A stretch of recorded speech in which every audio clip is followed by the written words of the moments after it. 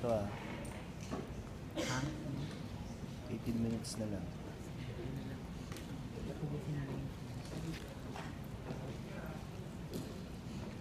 Kaya pala eh. Hindi ka makapaliwala sa nakita ng isang nobeno. Hindi naman. Come on. Siguro kasi first time ko lang nakita ng mga bagay. Tapos, sobrang personal, tas malapit ang paso. Medyo matagal bago nagsikin sa akin. Well, gusto mo bang pag-usapan natin yun? Ikaw, kung gusto mo.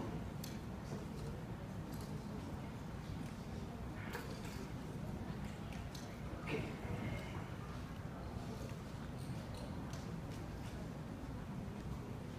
I like you, Holden.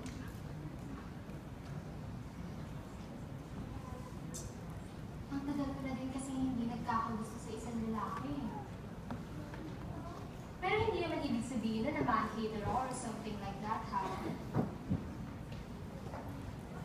It's just, hindi ko na nga maalala kung kailan ako huling nakakilala ng lalaking tutulong.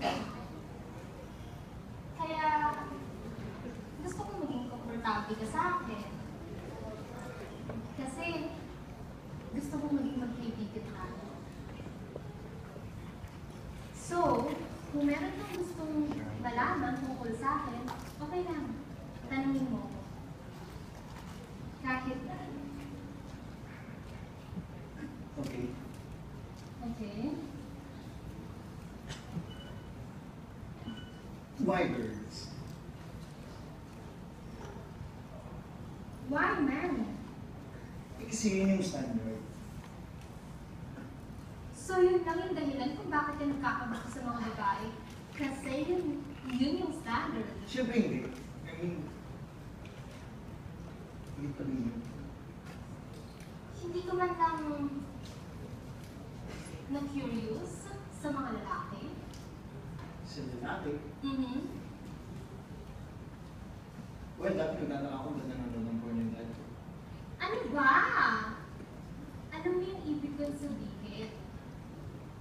Hindi. Bakit hindi? Kasi hindi ako interesado. Dahil... Girls too. Well, yun ang nararamdaman ko. Ewan ko ba kung bakit hindi ako na-attract sa mga lalaki?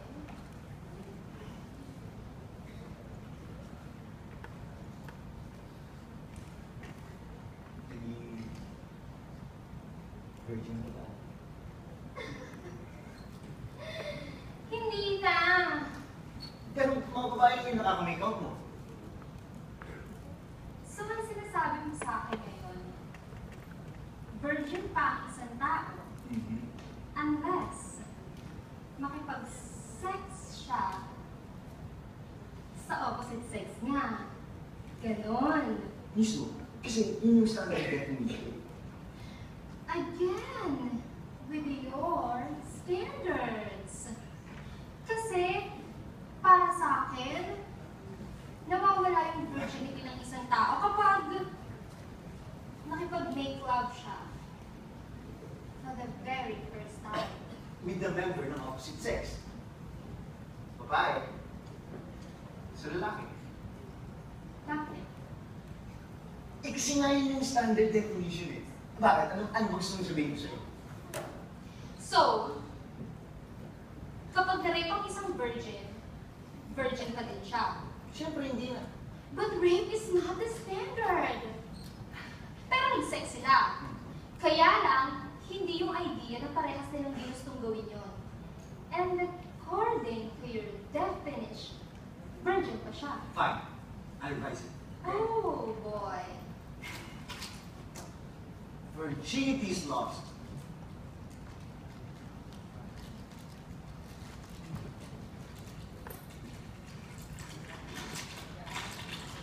Nagdahan ng story. Well, eh di nawala yung virginity ko nung 10 years old ako. 10 Mm-hmm. 10 years old? Eh kasi, doon ako nag-start na horseback riding. And then, Fine. napunit yung hymen ko. Secondary reason. Oh, such a kid. Virginity is lost through penetration. Physical penetration or emotional penetration? Emotional penetration. Aww, sobra akong Physical naiyak. penetration. Nag-sex kami. What are real sex? Pwede ba natin tanggalin yung comment mo yan sa conversation natin? Kasi, nakakanan lang ah. Nasaan yung penetration sa lesbian sex? Finger. So kaya ito sa butas ng pwede mo? I had anal sex!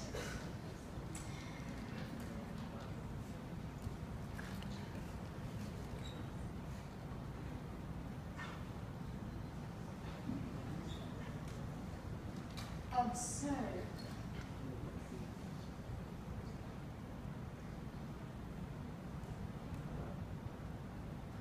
Mm.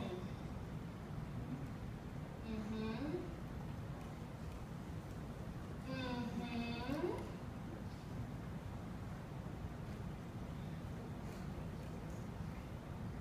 Oh. I'm not yet done. Mm-hmm.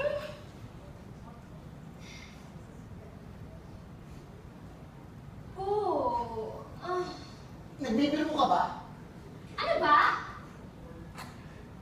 Paano?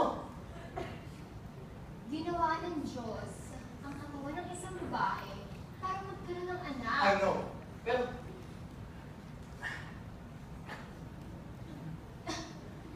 Hindi ba masakit yun? Ay, masakit! Sobrang sakit, but in a very, very good way. At saka, once in a while thing lang naman yun, ha? Special occasions nga lang. Eh, paano kung not so special occasion? Eh, bibila lang. Yan! Yung sinasabi ko sa'yo eh. Dila. Bakit? Gano'n ba kalaki mabot ng dila mo?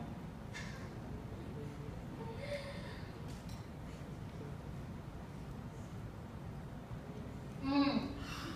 My God! Ha! Gusto mo makita ulit?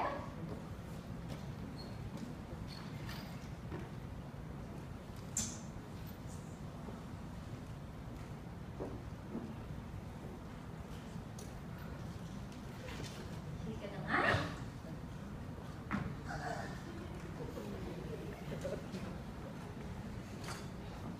Teka lang. Halika na. 1 minute.